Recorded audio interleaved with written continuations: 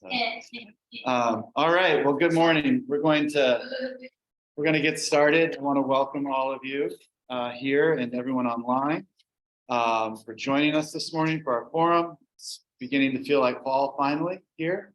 And a friend that's joined us from East Texas says it's feeling a bit fall there too. So that's great.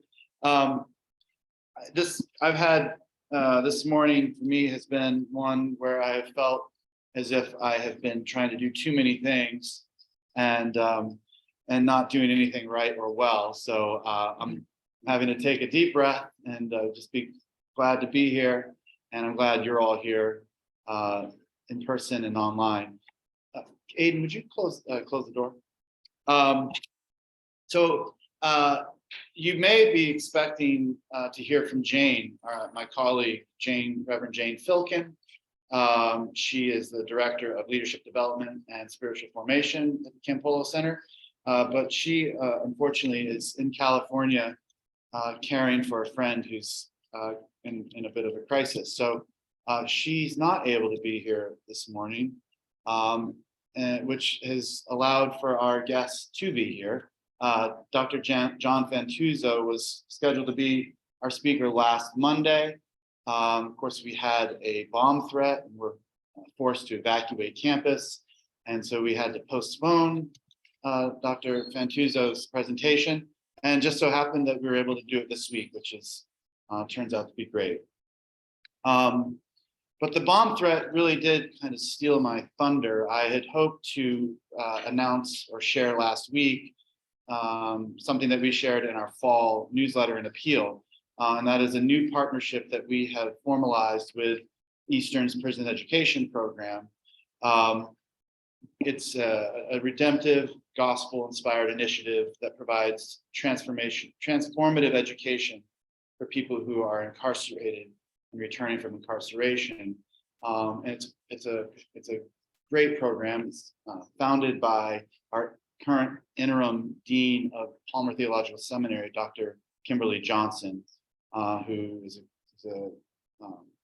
just a wonderful person in our community and a great leader with a vision, and we're grateful for her.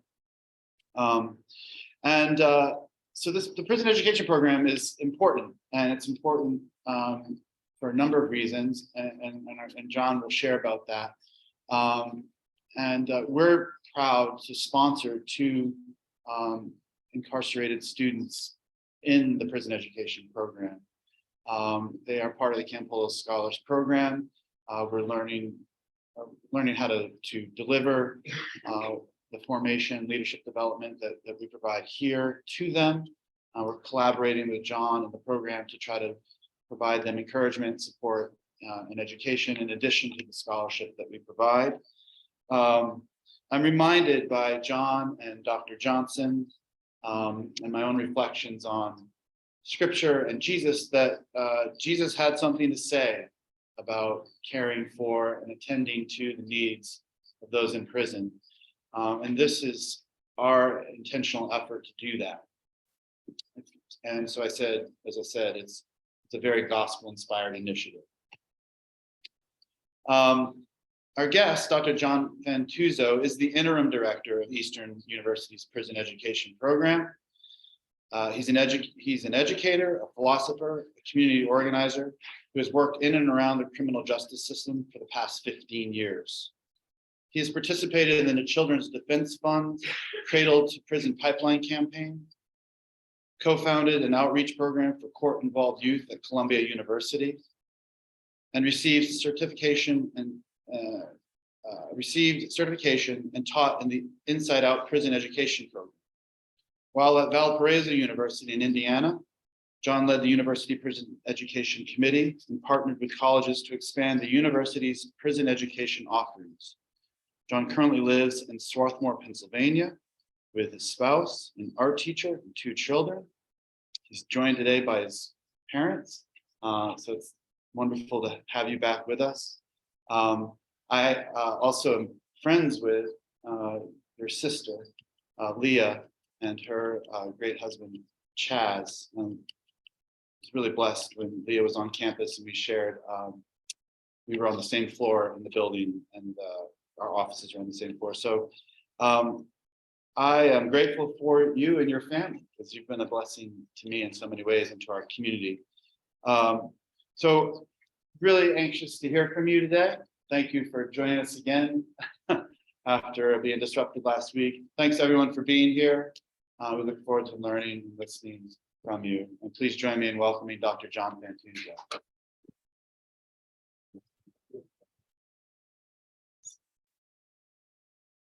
Greetings. So I hope to speak for roughly 20 minutes and then entertain questions. I imagine that you'll have several questions because the work that we're engaged in is just so amazing and curious, and I think you'll have some things to ask. So I wanted to start by saying just occasionally I get the desire to skip town. I don't know if anyone has that desire. Like I desire to just like get out of where I am. And this desire is least pronounced right now. Despite the Phillies' recent loss, I'm just so happy to be back in the Philadelphia area. I've moved around a lot, and occasionally I felt the need to get out of the cities I've lived in, such as New York and Washington, D.C. Yet the desire to skip town was most pronounced while I was living in Northwest Indiana in a town called Valparaiso, which translates as the Vale of Paradise. So you might ask, why did I want to get out of paradise? And perhaps it was because my day-to-day routine was too scripted, perhaps because the Midwest is just too flat, or I was homesick. In any case, occasionally I'd act on this desire to skip town and hit the road for the sake of hitting the road. And unfortunately, these spontaneous trips never got me very far. I drive for about an hour, and I know it was time to head home when I was still surrounded by cornfields, and there was a McDonald's milkshake in my hand, and it was doing nothing to assuage the futility of my efforts. And at that point, the cornfields would speak to me, and they'd say, you know, there's no way you're going to cross this today. You've driven through Ohio before. You know how long we extend. Turn back. And it was at this very low point, like just I've failed at the desire to get out of town and I'm turning back for home, that I'd see a billboard that reads, Jesus saves. It was like every time. And the billboard's message didn't seem to know where I was coming from. And it honestly felt like a performative contradiction. So Jesus saves reminded me, as it blurred with advertisements for fireworks stores and strip clubs and Cracker Barrels, that I was stuck. And of course, this wasn't the billboard's effect. The organization for hanging this sign, called Seeking Truth, hangs it so that, quote, people discover the truth about Jesus Christ as revealed in the Bible. The billboard, in other words, isn't really for me, but for unbelieving drivers. Those responsible for hanging the sign might suggest that I shouldn't read their message as provincial, but as a hopeful sign that the gospel is being shared. Indeed, I can imagine a representative from the organization suggesting that proclaiming the good news of Jesus might cure my rather privileged and self-indulgent desire to get out of town. On the one hand, I think they're right. I'm a Christian and I'm called to spread the good news of Jesus. I will find deeper purpose and joy in my life as I share and participate in the gospel message. On the other hand, I found this method of evangelism to be undesirable because it's faithless, formulaic, and unresponsive to the particular lives of the people who pass by. Affirm the truth of this claim, Jesus saves, and you'll be saved. And then you can broadcast the message to others. This method of evangelism might be called bald evangelism. And in this case, the adjective bald is not referring to the status of my head, but to a lack of detail or explanation. Bald evangelism lacks details about the process of sharing the good news. It rightly proclaims that Jesus saves, but does not convey how this happens. And so that's what I'd like to talk about today. I'd like to talk about how Jesus saves. Rather than responding to these questions with a general claim, my aim will be to think about the process of Christian evangelism as concretely as possible through a passage of scripture, namely Acts 16, verses 19 to 34. And this passage involves the Apostle Paul being incarcerated. While bald evangelism operates by imposing a general claim on the details of our particular lives, proclaiming the gospel, as I understand it, achieves recognition by weaving together the details of our lives with the transformation of our intentions, such that a community that receives God's love through the good news of Jesus is expanded and glorified. Ultimately, the purpose of sharing a more developed conception of evangelism will be to practice what I preach, and share some good news about how the gospel is working in the prison education programs I've been involved with, most recently Eastern University's prison education program. So before turning to Acts 16, it's probably important to answer the question, why does Jesus save? And we have an answer to this in John 17. This is in the chapter where Christ is praying for his disciples. He prays that those who will receive his disciples' testimony. Christ says, I ask not only on behalf of these, but also on behalf of those who will believe in me through their word, that they may all be one. Christ's intention is to create unity between disciples and those who hear their testimony. And why is this the case? Christ says, as you, Father, are in me and I am in you, may they also be in us, so that the world may believe that you have sent me.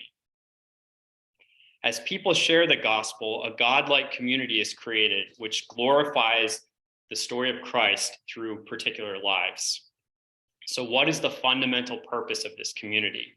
Christ answers, so that the world may know that you have sent me and have loved them even as you have loved me. The emphasis here falls heavily on the word love. Christ saves because he desires to share God's love with those who do not know God's love. Welcome. The conclusion of Christ's prayer summarizes what has been said above. Righteous Father, the world does not know you, but I know you, and these know that you have sent me. I made you known to them, and I will make it known, so that the love with which you have loved me may be in them and I in them. Notice that the prayer identifies God's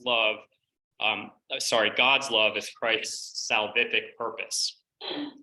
Accordingly, recalling the billboard, if we were to edit it, a better version of it might be God's love saves.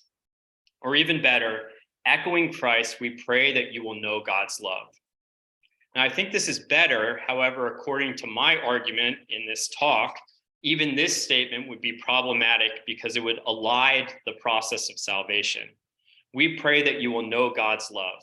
Okay, closer to the mark, but what happens after God's love sets me free? How does this work? What is the process of salvation? How does Jesus save? To address this question, we can turn to the passage from Acts 16, 19 through 34. The passage begins in verse 19 with the result of Paul casting out a demon from a young girl who was prophesying for profit. Quote, when her owners realized that their hope of making money was gone, they seized Paul and Silas and dragged them into the marketplace to face the authorities. They brought them before the magistrates and said, these men are Jews and are throwing our city into an uproar by advocating customs unlawful for us Romans to accept or practice. Paul and Silas had disturbed the public order, and this deserved punishment.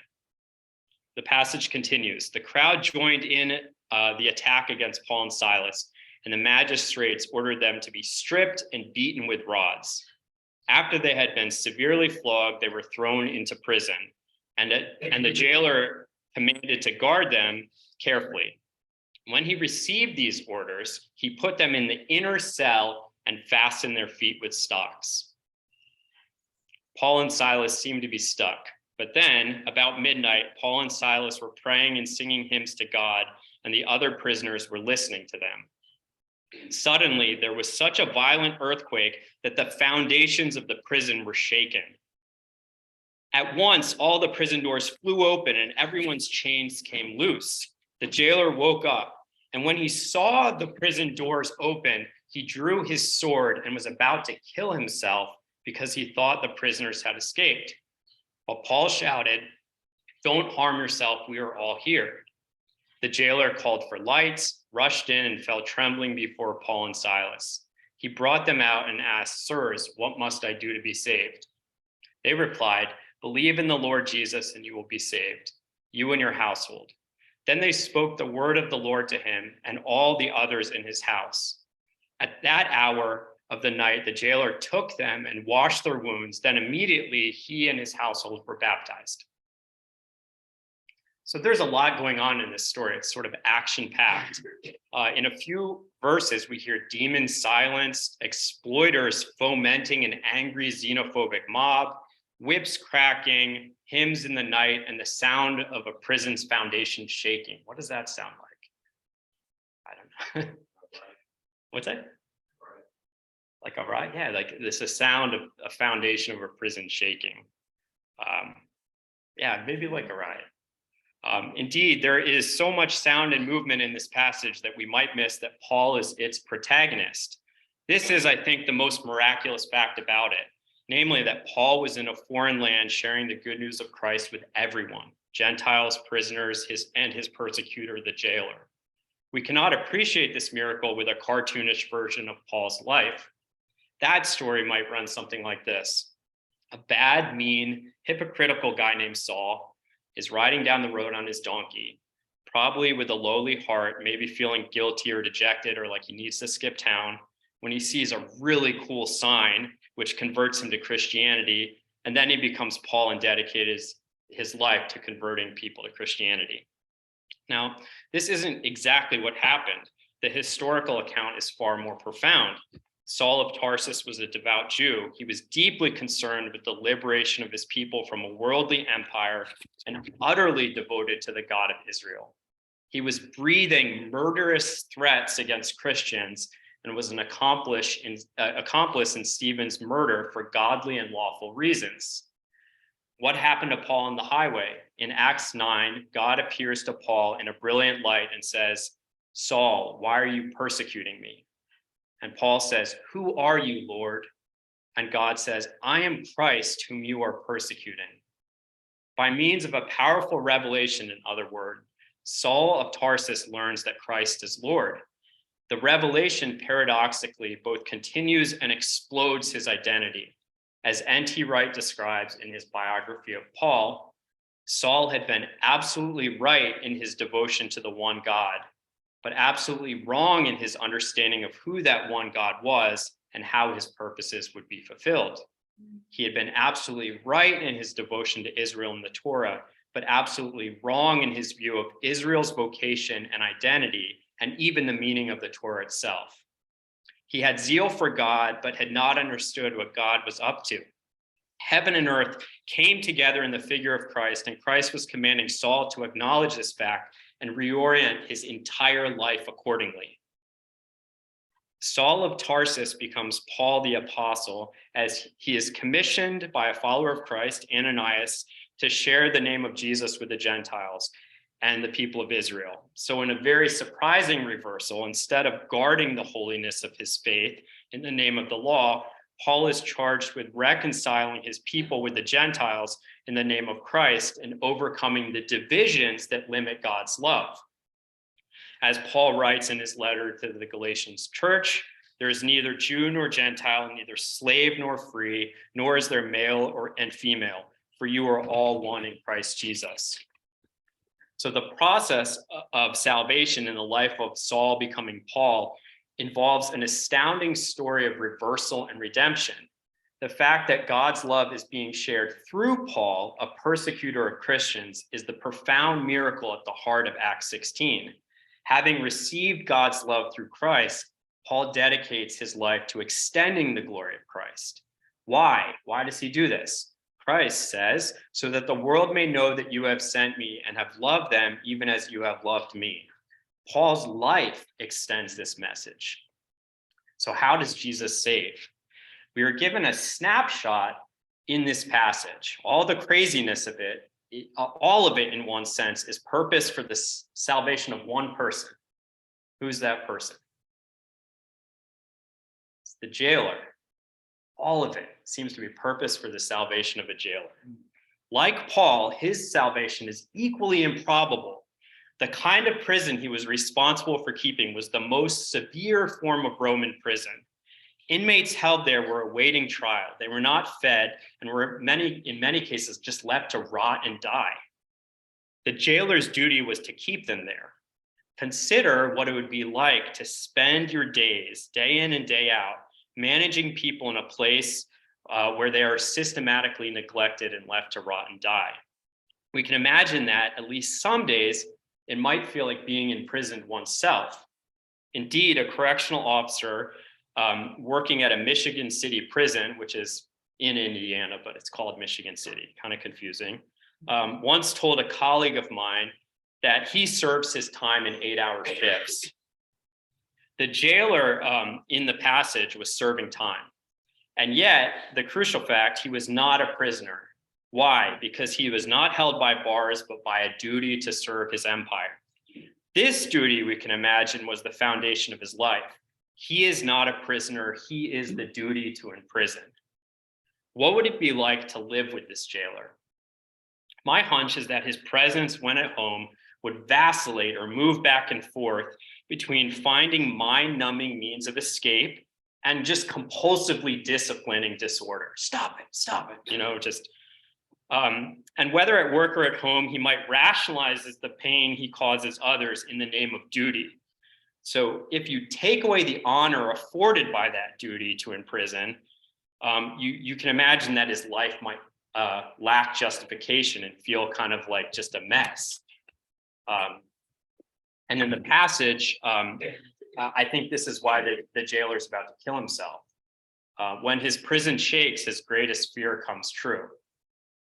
Interestingly enough, and as an aside, despite the vast cultural and technological differences between Roman prisons and American prisons, this fear is continuous. The jailer's fear is the superintendent's greatest fear in any US prison. It's the fear that someone will escape or things will get wildly out of hand, and your name as the one responsible for the mess will end up in the paper, and you will be experiencing a cruel fate. Paul's initial response to the jailer is not Jesus saves, but you're safe. Do not kill yourself. You have been spared your greatest fear.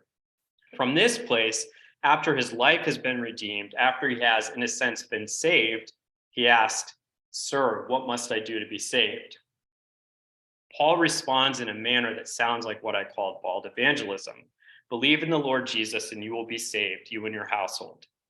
However, this is not bald evangelism because it is coming from Paul, who is able to communicate God's love from a place of persecution, and because he has received that love, and because the message does not end with the affirmation of a claim, but a worship service and a meal. As the passage states, the jailer brought them into his house and set a meal before them. He was filled with joy because he had come to believe in God, he and his whole household. So that inhuman force of punishment, the jailer is now a healer and a host, filled with joy. His family is filled with joy too, I suspect, because they have been saved from his prior presence. In other words, they rejoice because he is now rejoicing. So what does a more elaborate conception of evangelism look like? It looks like this meal. The joy on the jailer's face reflecting his child's face. The joy on Paul's face reflecting Christ's call in his life to no longer persecute, but to heal and expand the boundaries of God's love. If we meditate on this community of joy, I think we gain a truer account of how Jesus saves.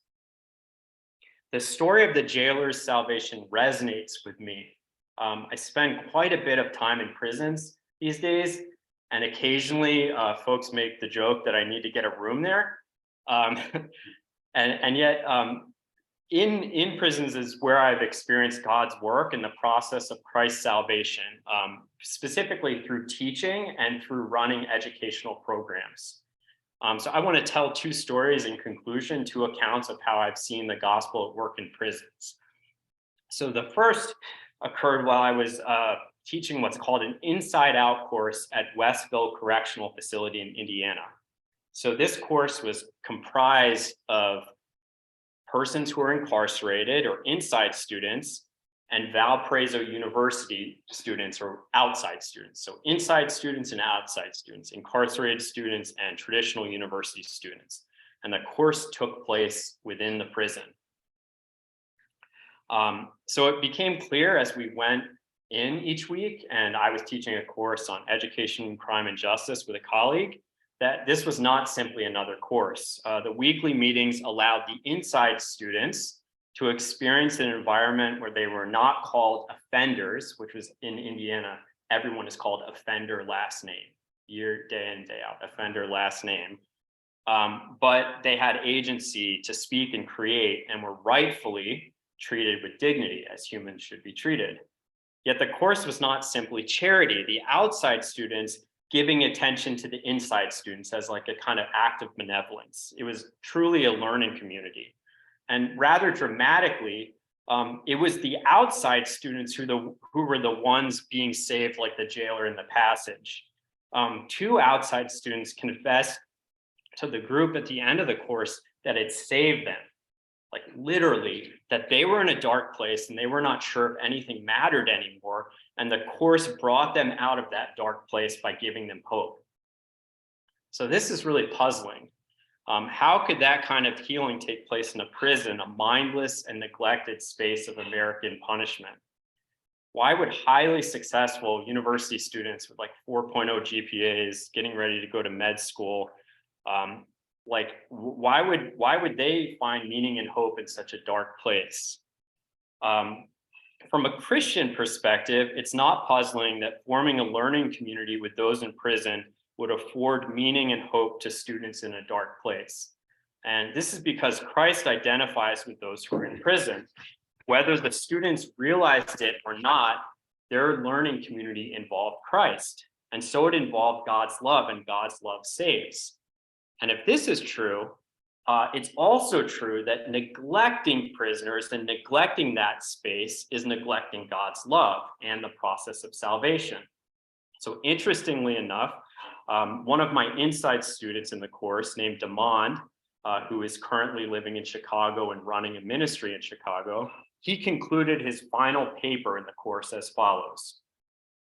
There are a few words I feel suitable to end the paper with. Matthew 25, 42 through 43.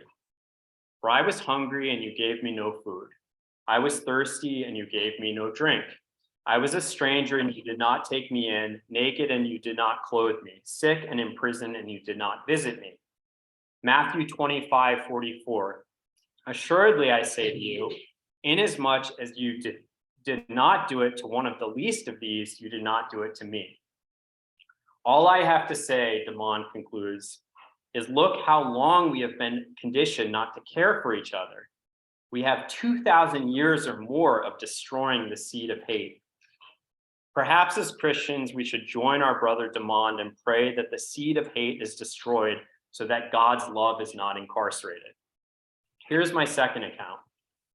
And this one hits a little closer to home because it's very, very recent. So I'm going to get through it. Recently, while working as the interim director of Eastern's prison education program, I find myself discouraged. The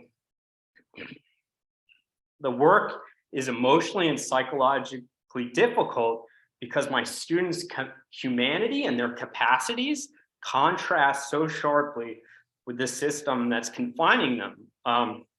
And the cruelty of warehousing lives, just putting people in a place and keeping them there, and the challenges of educating students who are like in a hostage situation, which is how I sometimes think about what I'm doing. It kind of is not something that I can always brush aside at the end of the day, like, oh, that was a tough day at work. It's like very haunting and discouraging. And I find myself repeatedly asking a question that was coined by my friend George Chojos. Why does time plus a jail cell equal justice? Why does time plus a jail cell equal justice? Why does time plus a jail cell equal justice? This question can only be sustained by dehumanizing the lives of incarcerated persons, by making them a herd of inmates.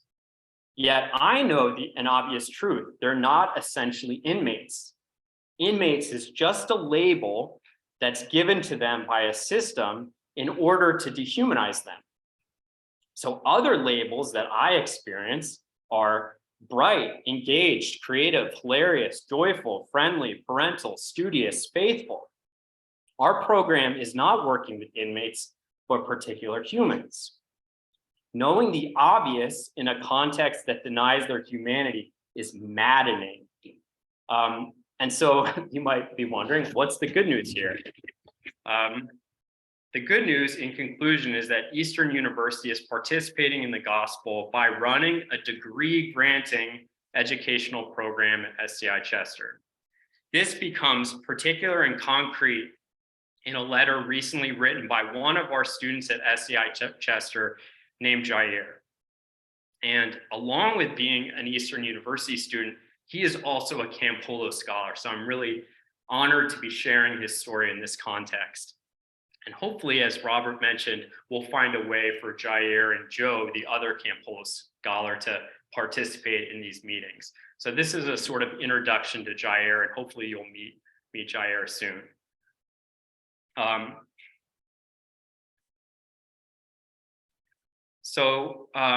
Jair's letter is entitled, "Dear Ira, you did not die in vain." Ira was Jair's victim, the person he shot. Ira was a family man and did nothing to deserve to die. The letter to Ira, written by Jair, is an extended apology and explanation. In this letter, Jair describes a relationship he formed with Ira's mother, a relationship he has formed. He has a relationship with his victim's mother. So now I'm quoting from Jair. "Your mom said she felt the sincerity of my apology in court and wanted to keep track of my progress over the years. I began writing to her, and she eventually shared her phone number with me. Since then, we have become very close. Your mom has taught me so much about forgiveness. Some time ago, I called to tell her I was working to earn my associate's degree through Eastern University. She began to cry. After she collected herself, she told me how proud you would be and how God has a plan and a purpose for me. I was taken aback by what came next. She said, in order for God to get your attention, Ira had to die. My son was the sacrificial lamb in order for God to get his hands on you because God has a lot of work for you to do. I was speechless. Unquote. I have trouble reading these lines because I'm overwhelmed by the love of Ira's mother and how it communicates God's love to Jair. In a low place, feeling psychologically pushed around, Jair's essay was and remains good news for me, for us. We get to be a part of Jair's story. Our program's work, modest and precarious as it may be, provides evidence for Ira's mom that her son did not die in vain because God is doing a great work in Jair's life, like in Paul's life, like in the jailer's life, like in my life, like in your life. Jair's story relays God's love and shows Christians how Jesus saves. To repeat what has been said above, perhaps as Christians, we should join our brother Demond and pray that the seed of hate is destroyed. Perhaps we should pray that the American prison shakes, or realize that God's love, like the love of Ira's mother for the person who shot her son, has the power to shake the prison at its foundations and save us from all the unjust and arbitrary forces that sustain the warehousing of human lives through the formula time plus a jail cell equals justice.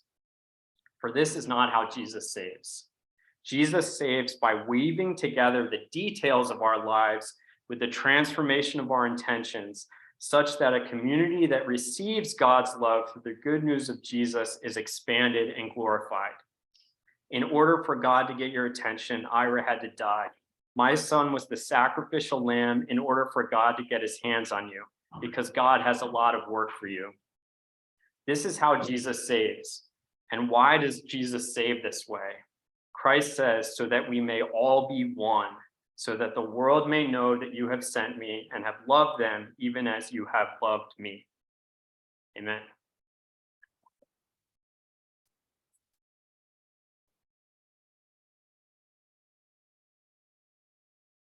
Thank you very much, John. I know there must be, I know I have many questions and thoughts, and I'm sure others do too. Let me just do something real quick so I can facilitate some online questions. I'm struck by, as you're recounting this history, how dramatic Paul's life, and I mean, it's made for TV, right? Like, this is such a dramatic story, and the characters involved. It's pretty moving. So let me see here real quick. Amazing stuff.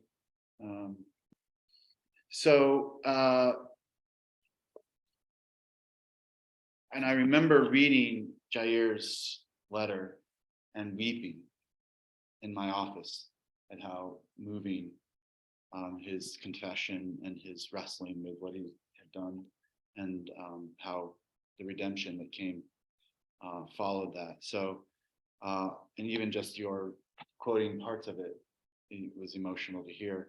So having met Jair and having read his multiple pieces of his writings, I just, it's very much a gospel thing, and we will be sharing that, his letters, with all of you. So I'm sure you have questions. Before, let me just ask one real quick, just to get us started. I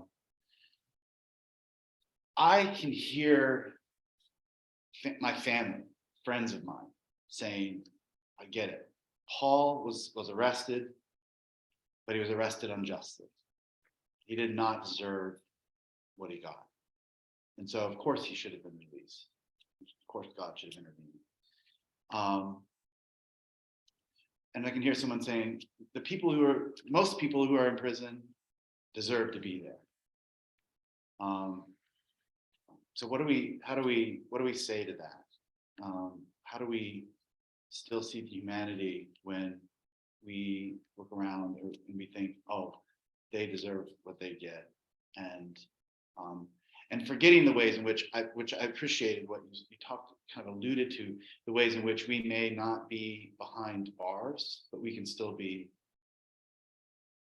There can be illusions to our freedom, and that we are imprisoned in other ways, imprisoned to addictions, to big ways of living in the world, that so we can live in bondage without being in bondage by the state. But I don't know if that's a fair question, but yeah, I mean, I think that I'm coming back to this. So I think that Jair is not a universal. His story is not a universal principle or a policy. But by attending to Jair's story, you see that it's far more nuanced than an inmate just, should be put away for 20 years and we shouldn't encounter that person and know their story or what's going on. So I think Jair's story is very, in a very powerful way, shakes the entire sort of anonymity and sort of out of sight, out of mind warehousing of human lives. Like you'd be like, are there more people like Jair in prison? What are the stories of people in prison? And so in sharing this story, I'm kind of conveying an example of how I've seen the gospel work in prison. I think that the method of warehousing human lives, actually, it just keeps us from stories and it keeps us from reconciliation. And so if certain people deserve that sort of treatment, I think our program, the gist of our program in line with restorative justice is sort of like, what's their story? What are they doing there? I mean, what are you doing for 20 years in a place? Like, what's happening? And what would you like to see happen? I mean, I think you would probably like them to be accountable for what they've done and have a desire to make things right when they are released. And I think that's kind of Jair's story, actually. That's what he's attesting to. And so I think one way in which I have a slightly unique perspective is I just see how the system treats people like Jair and his story. And it's just, he doesn't have a story. He's just an inmate. And you can make really quick inferences about inmates. They just want to get out. You know, they're crafty, they're deceptive, they're just seeking their own ends. And, you know, it's like when you meet folks like Jair and the students we're working with in our program, that story just doesn't work. It's just not persuasive. So I think as a response to critics, I think that in some ways the most transformative response would be to like come to our program, Right. visit, you know, and learn about the system. And it's really hard, I think, to see injustice in a place that's supposed to be about justice. That's really like, there's like, it puts a glitch in my brain. Like you can't really like sleep on that. Like it's supposed to be an institution of justice. So if you're like, there's injustice in there, it's just kind of like really confusing and really like disturbing in some ways. And so just to reiterate though, I'm not making claims about policy. I think you could develop policies out of Jair's story. And he is actually doing that right now, working with Delaware state representatives, in fact. But it's in some ways, I'm conveying a story. The intention was not to make an argument about, you know, Yeah. I don't remember. So I kind of was in a similar place to what talked about that idea of like, oh well, like, they got arrested kind of mindset for a long time, and then this summer I worked at a summer camp, and one of our maintenance men, like 65-year-old like Joseph that like worked in the garage, was like he shared his testimony of one of our fires with the campers, and he talked about how he invaded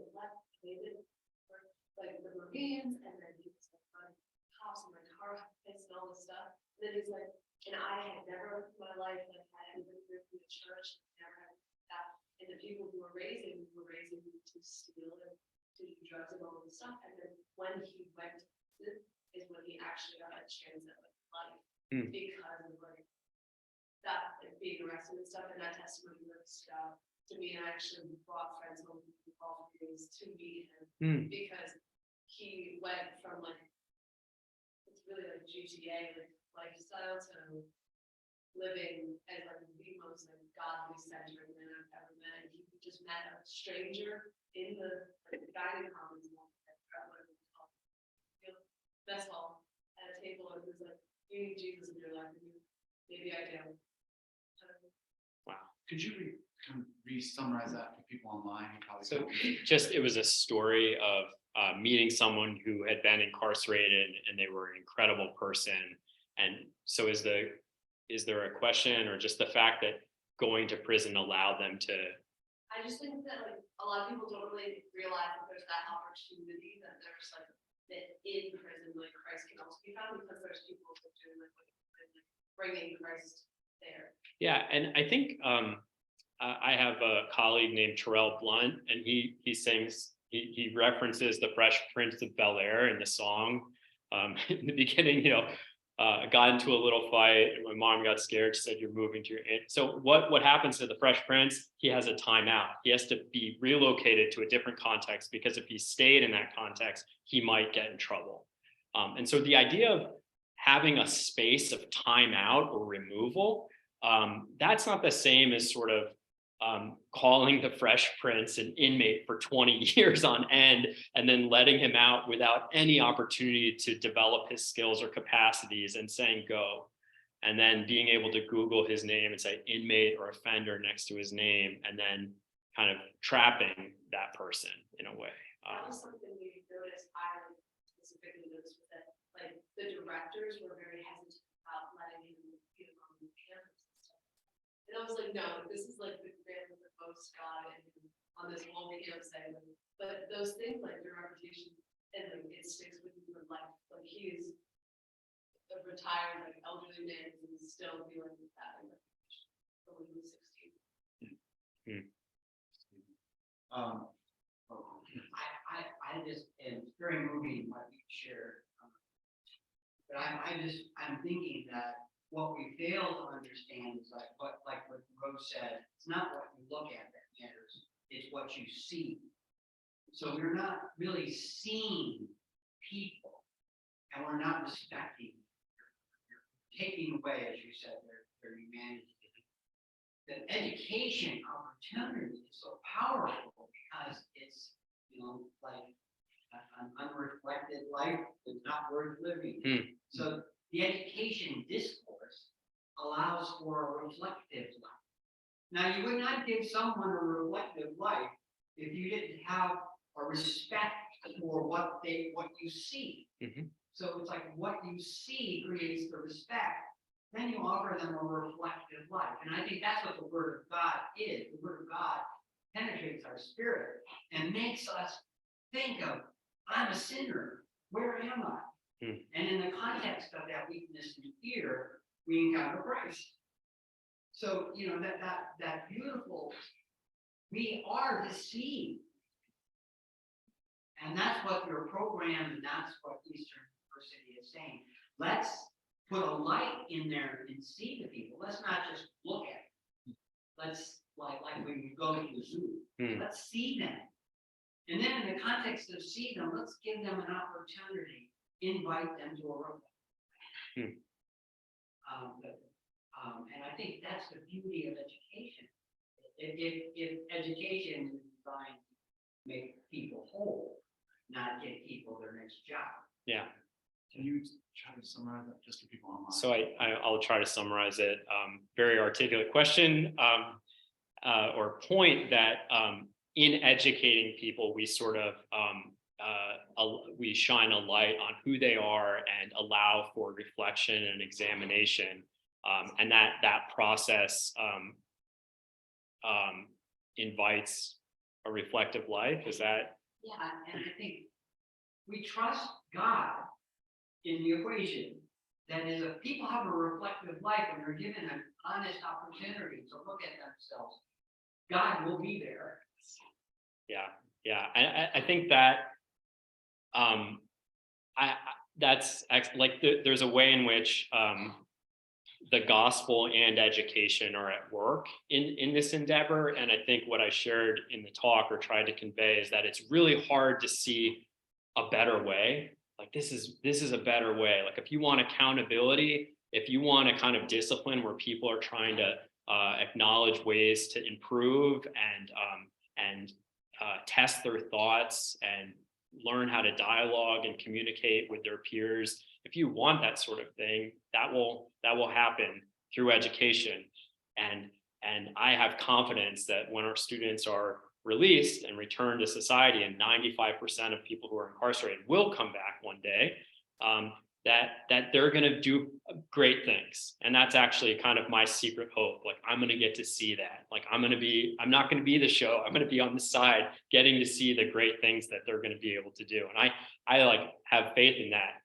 But it's so hard when the system, when I hear this about my students that I'm working with, students like Jair, like they're inmates. Inmates can't do that. Inmates can't think like that. They don't listen to inmates. So it's sort of like an insensitive, kind of crude, not very thoughtful system telling someone who's trying to educate folks and is educating folks and that this is how it is. And that sort of conflicting reality is what makes, I think, the work so hard for anyone involved with prison education. Just real quick, if you have class at 11, now's the time to go. Thanks for being here, Sarah, Aiden, good to see you. Dakota, glad you're here. But let's just let you guys get out so that we can continue to ask questions. You have to go, Javar? You have to. Thank Um, you. Yeah.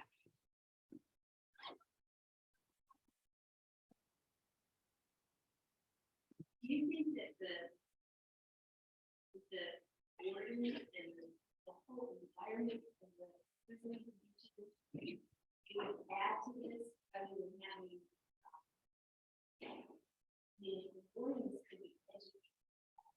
Is that? I mean, I don't know, educated.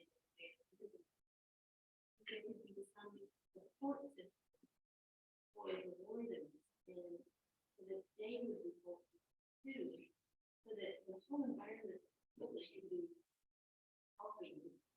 Like, Yeah, I think it's possible. So at the prison, there's this special unit right now called the Little Scandinavia Unit.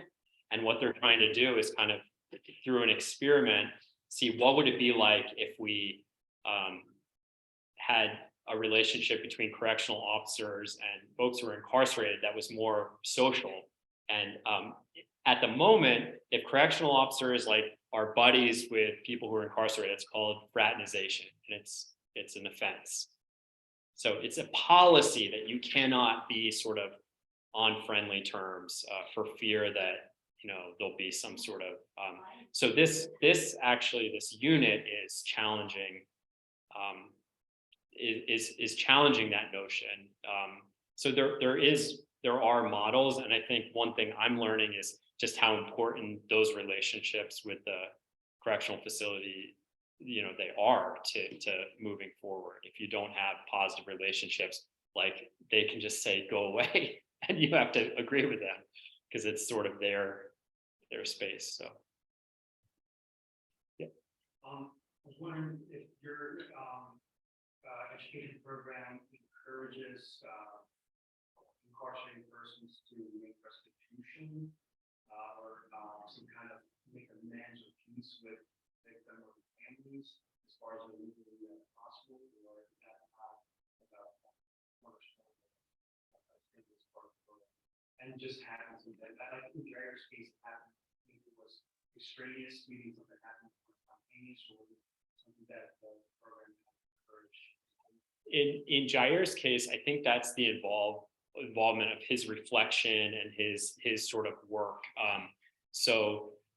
When students are taking like Psychology 100, it's not sort of geared towards making restitution for their crime. It's geared towards learning Psychology 100. So in some ways, like depending on the course, there might be a course on restorative justice, and then it would be appropriate. But when we're working with students, we're not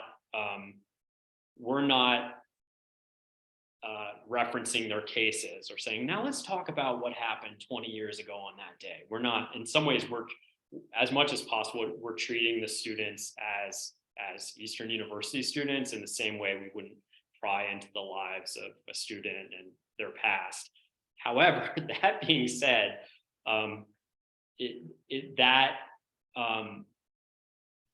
in ways it comes about, and we learn about that, and as students are being reflective and asking questions about justice, that can sometimes come up. But if it's not a part of like the learning objective of the course, that's not something we would get pry into.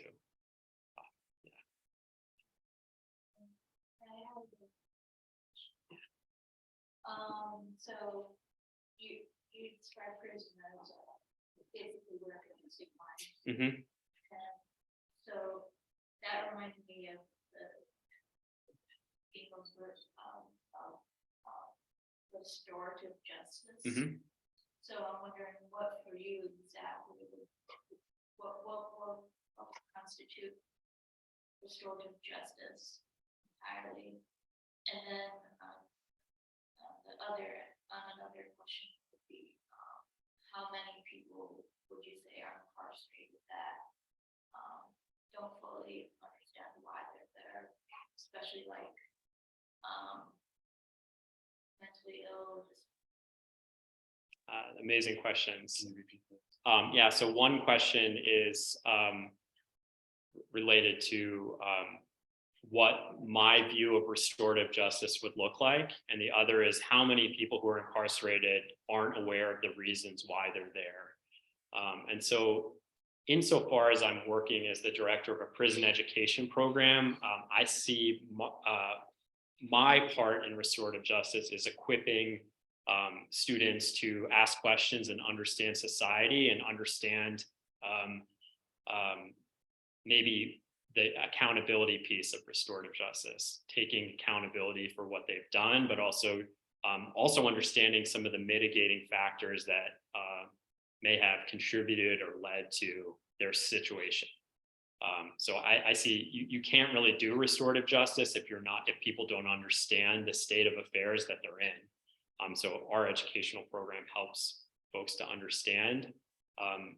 So ideally, there would be, if there was a prison designed around the principles of restorative justice, there would be an education piece, but there would also be an action piece where victims and those who cause harm are in dialogue together. So I wouldn't take that on myself right now because I feel like I would need a little bit more training to do that, and that's in some ways not the role of our program. But I don't think you can do restorative justice if people are not educated and don't understand the conditions of what happened. And so I think that's how education contributes to it. The question, how many folks who are incarcerated don't understand why they're there? And that's a tricky question. I mean, that's almost like how many people at Eastern don't understand why they're there. How many people, I mean, there's in some ways it's like, I think the comment in the back, like the unexamined life, is not worth living. Like there's a way in which like a lot of us do things habitually and without reflection. And so I couldn't give you an exact number on that, but I would love someone to look into that and see, how I think I would see in terms of an opportunity. Have you given someone an opportunity to understand what happened? And not just what happened in this particular event, but in terms of like the course of their life. And I think from my experience, it's just what's difficult is so many of the students I've spoken with, they've gone through things and they've been the victims in a way that it's like hard to imagine. They've gone through such difficulty that when you kind of know their story, it's almost as if you can better empathize with what's happening and have a conversation about that. So did that address your question? It's neat to hear the holistic aspect, right? Really the psychological aspect. You've been talking about so much, and I know I've talked to you guys a little bit before. From like once the students leave, that practical aspect and then having a felony or whatnot and all of that. And we talked a little bit about moving forward and how like employment wise, right? How that may work. But how do you kind of see the future for that finding out for employment opportunities for people if they have felony murder?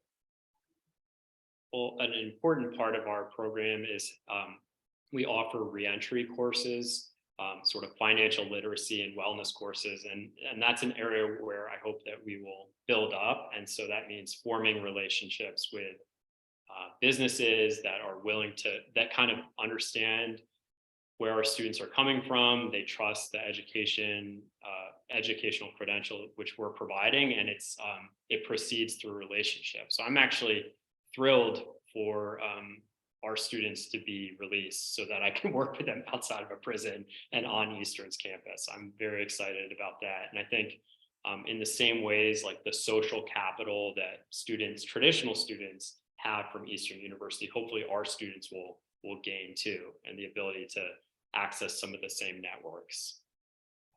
And then one quick follow-up question. You mentioned the inside out. Mhm. course Yeah. in Indiana. Do you have like a vision for that?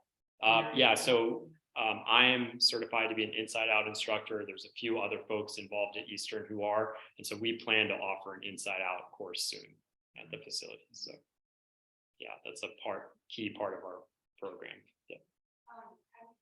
Where's it all first? And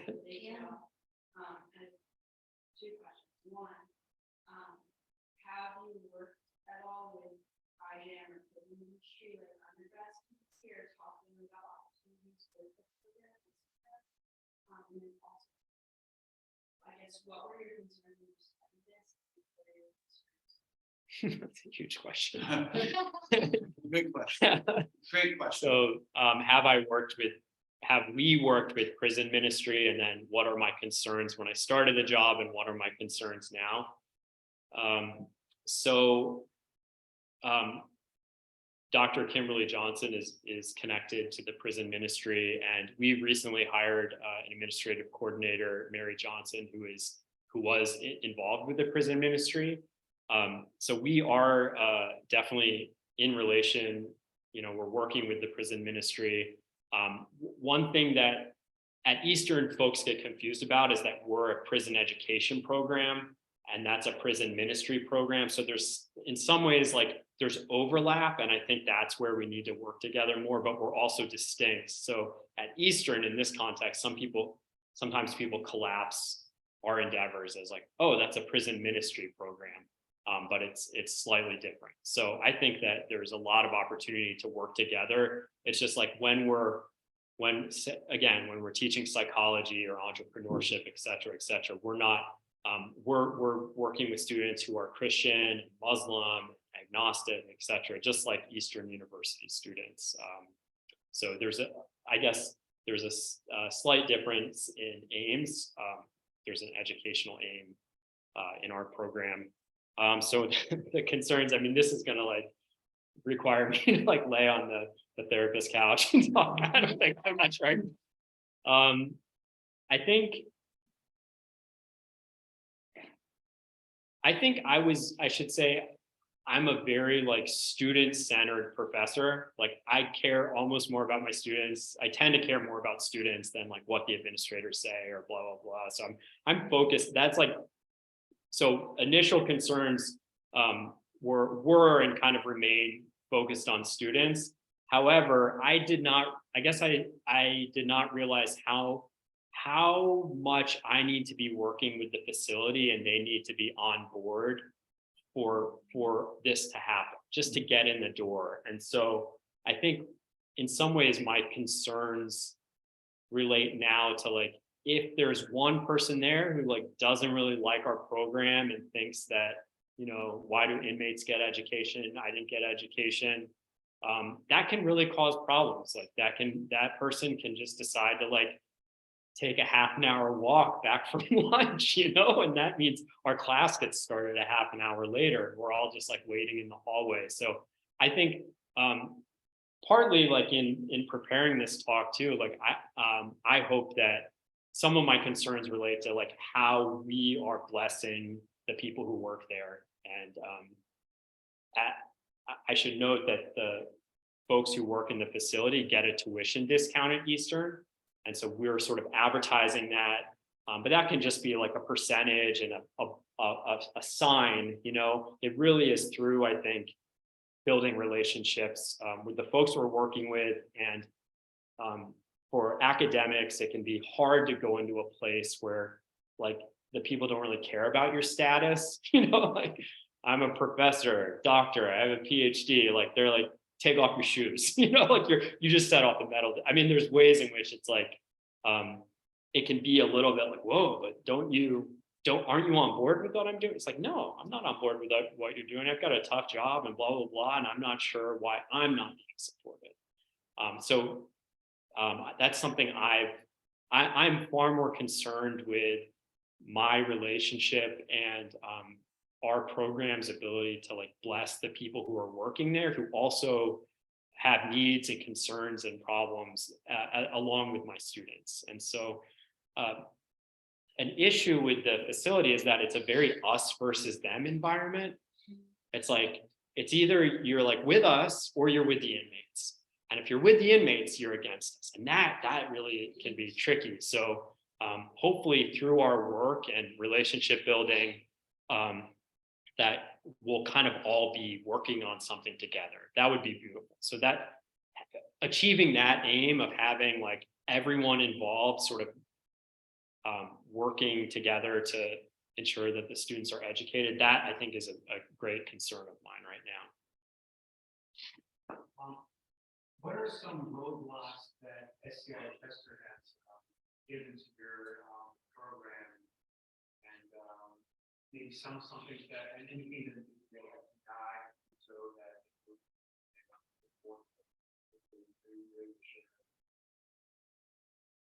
or has been pretty much like a smooth sailing, pretty much almost being a grand check?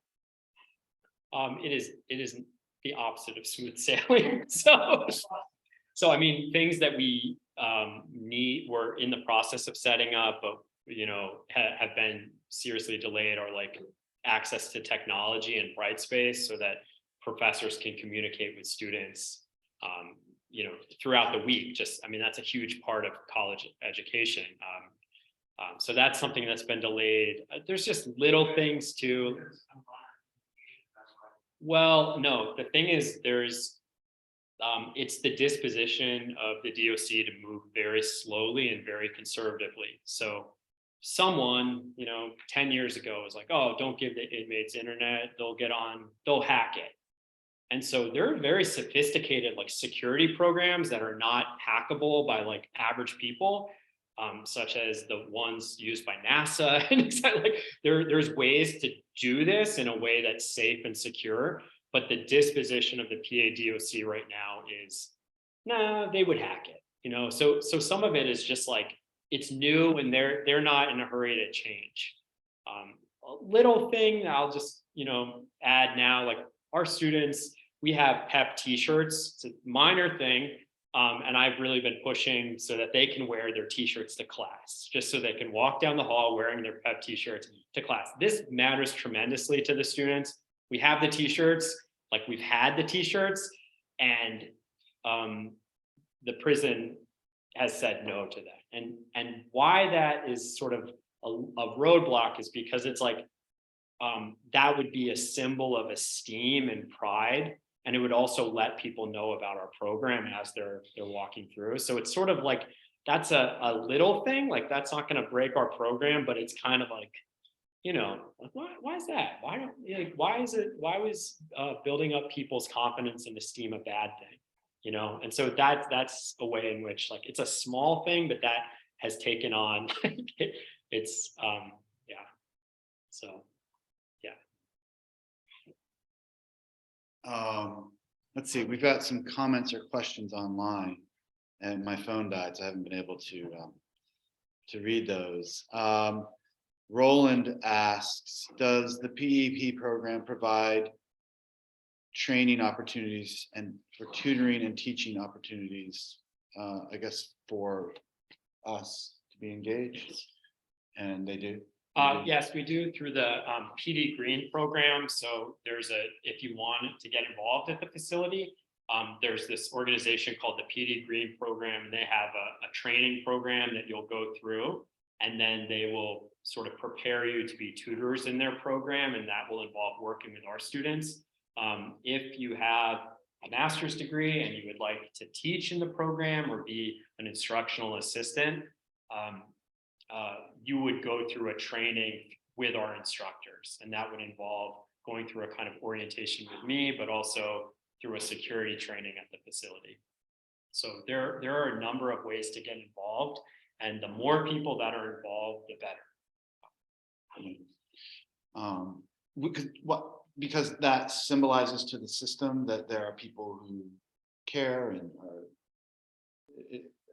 or is it just a matter of having more people? The more people can do more, reach more incarcerated persons. Yeah. Okay. So Mary Johnson asks, you seem to emphasize how humans are more nuanced, both from a lens of the incarcerated person and correctional officers. how do we best humanize others, including those partaking and upholding a system based on dehumanization? Great question, Mary Johnson. So I hope I'll get at this question. So I see, if we talk about humanization, I think about that in terms of human dignity. And when I think about what is human dignity, like what's the stuff of human dignity, I think about it in terms of various capacities. So the capacity to love, the capacity to imagine, the capacity to reason, the capacity to speak, etc. So I think humanization occurs as we allow folks to exercise those capacities. So as we and this can happen for you, you know, as you're walking along, if you can stop and have a conversation with someone and acknowledge them as a human, acknowledge them as someone who has these capacities and sort of generates meaning through those capacities. So working with the corrections officers, it means not treating them like a function and having a conversation with them, and maybe asking about questions they have about the program or sort of their aspirations. And so, Yeah, it's possible. So that is a great question. Okay, Don Roberts from East Texas. One of the other issues in the system which hinders people achieving stable life on reentry, the revolving door of people who come out of the incarceration, recidivism, is 85 to 90%. I don't know if that's true. it's a little bit high, maybe in that region. I don't know. My interest is intervention in society to assist and affect the cycle. So like what can be done to reduce recidivism? Yeah. So And it seems like this specifically prison education program is linked to that kind of objective. yeah, prison education program dramatically reduces recidivism rates. So one of the most prominent programs in the country right now, the Barred Prison Initiative, their recidivism rate is like 2%.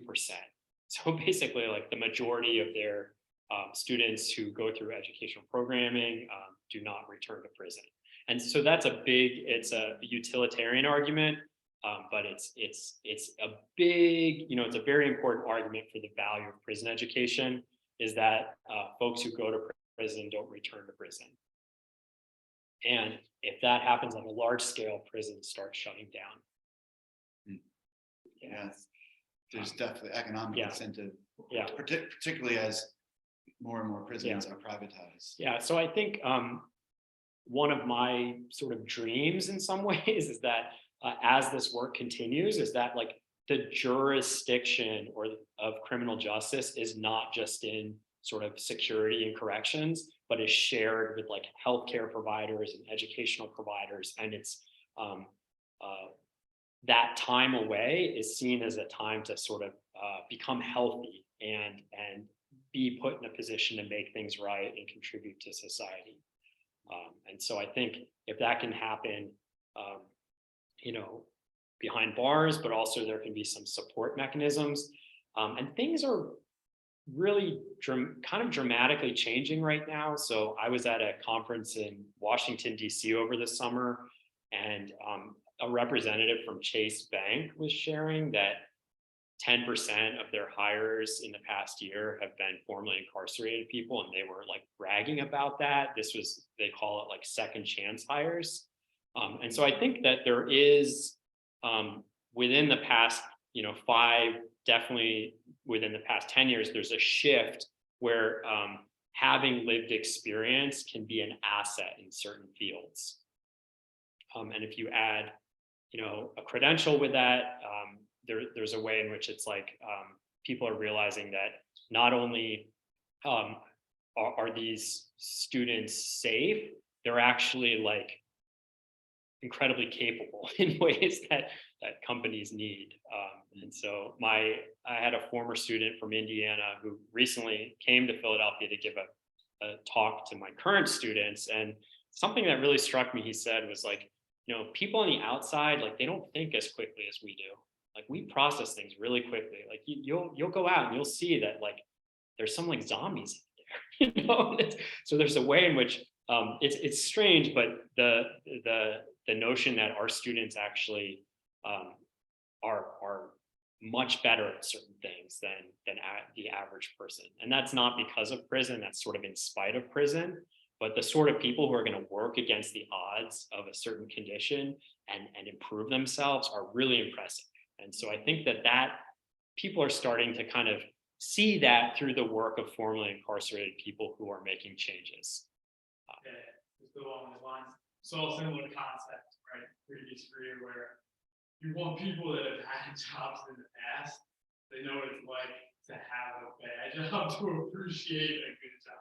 Yeah. You know, like you have this kind of glossy feeling getting out of college initially, like I want a great job. Yeah. Yeah. Hiring new grads. I'll stop there. Well, I mean, not directly related to education, but we're working with someone named Stacy Torrance, and he's formerly incarcerated, but he realized that within Pennsylvania prisons, you can get certified in a skilled trade.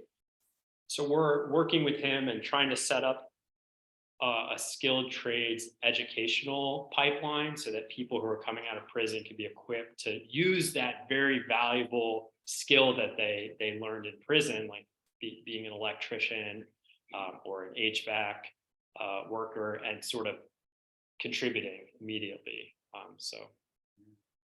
Yeah, we hired Stacy to be our photographer for our August reception. So a lot of the pictures we've been using were taken by Stacy. He was great to show up. Well, so we can kind of wrap it up now. I mean, really appreciate everyone's questions here and online. I mean, I'm just reminded of the ways in which the biblical stories and the heroes of our faith make so much of the current prison system and criminal justice system absurd. I mean, Paul was arrested for a public nuisance, and we throw people in jail because of the nuisance of sleeping out in public or other very minor things. And of course, those aren't felonies that are long-term periods of incarceration, but it does speak to but we can't ignore that Moses was a murderer. Read the Psalms, David was a murderer. And their stories are not defined by, as Brian Stevenson, one of our most distinguished alums, has said, we're not defined by the worst thing that we do. And I'm reminded of when EAPE, Tony's ministry EAPE, was partnering with the Cabrini Green Legal Aid Clinic in Chicago, and how the mission, which was very much a part of our vision for holistic ministry, was to provide legal representation to folks with criminal records, and to have those records expunged so their future was not defined by their past. And so thank you for your work and your leadership and your witness and your vision, to you and Dr. Johnson. And we're grateful to be able to collaborate together and be supportive of Jair and Joe and perhaps more students in the future. And I can't wait for others, you and others, to get to meet them and get better acquainted with them and their stories and be inspired by them as I have been and you have been. So thank you all for being here. Next week, we won't be in Forum. It's the week of Thanksgiving. But then we will gather on the 28th, I think, Monday the 28th. And we will be in Advent, season of Advent, and a good friends and a professor of history here, Dr. John Reimer, and his wife Thea will be here to share on the Advent of Advent, calendars, liturgies, and the life of the church. Really looking forward to their presentation. Dr. John Reimer is teaching in the prison education program. So This spring semester. the spring semester, yeah. And so lots of connections here. But so have a great Thanksgiving, and we'll see you in Advent. Looking forward to that. And thanks all for being here. Blessings on you. Have a good week.